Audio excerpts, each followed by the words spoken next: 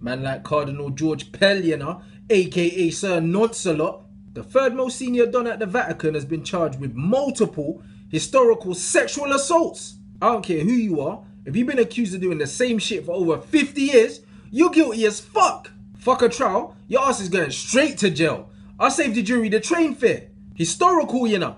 Man's rap sheet goes back further than Phil Mitchell's hairline. 50 years. 50 years. 50 years of absolute fuckeries, fam. Am I a prick? And then man's out there talking about clearing his name. Only thing that Don needs to be worrying about clearing now is his internet search history and his recycle bin. Don't get it twisted, he'll walk. Jail is a myth. Trust me, the church done covered up more fuckeries than Mac makeup, fam. These men are the biggest gangsters on planet Earth. Think the Pope didn't know what his boy was on? When's the last time you found out a man was a paedophile and were actually shocked? Can't imagine too many men were shocked when they found out Rolf Harris was trying to get kids to blow on his didgeridoo. 2 little boys, fam. The clue was in the song title. You know when it's just hidden in plain sight? You know when there's just not enough crack on planet Earth that you could smoke for you to look at Jimmy, the patron saint of nappy snatching Savile, and just think, rah, he looks like a normal guy. Best believe when Curious George was slam dunking little kids' batties, it was Pope Francis with the alley-oop, fam. Vaseline dreams. The church is the richest establishment in the whole planet, you know. And them man don't pay no tax, but no one finds that wild. Economists calculated that in the US alone, the Catholic Church has an annual budget of over $170 billion. But instead of telling you that they could end world hunger in 1 year if they paid taxes, them man are out here telling you that Jesus fed 5,000 people with 5 loaves of bread and 2 fish. Really, nigga? Trust me, the church needs to handle that shit instead of sending people around my yard uninvited. What's up? Good morning. Are you prepared for Jehovah's return? Because if you're not, I have a pamphlet for that. First time I ever played hide and seek was from Jehovah's Witnesses, fam. Had to mute the fucking TV and hide behind the sofa. Them man got built-in motion sensors. Them man will look through your letterbox. They got no fucking respect.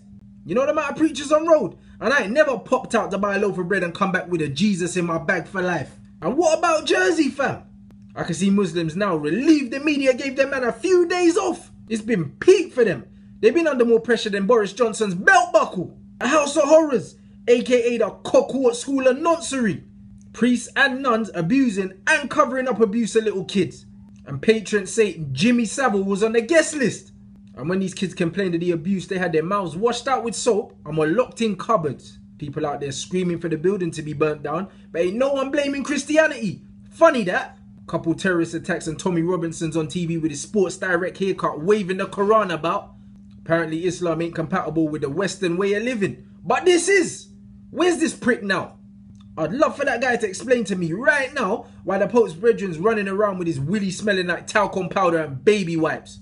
And that witch Katie Hopkins. Gal's nose is longer than the intro to Game of Thrones. A couple weeks ago she was calling for a final solution for the brown folk, but it's gone all quiet now. Every time there's a terrorist attack, the Muslims are expected to come out and condemn the actions of a 1%. So in the interest of fairness, all you Christians feel free to leave your apologies and just reassure us it's not all of you, because I'm starting to get a bit fucking worried. Safe. Ransom Bants. I'm back, bitch. Make sure you like the vid, share the vid, tag your friends, and subscribe to the Ross Clark page. A man's got a new podcast out. I'm going to leave the link in the description.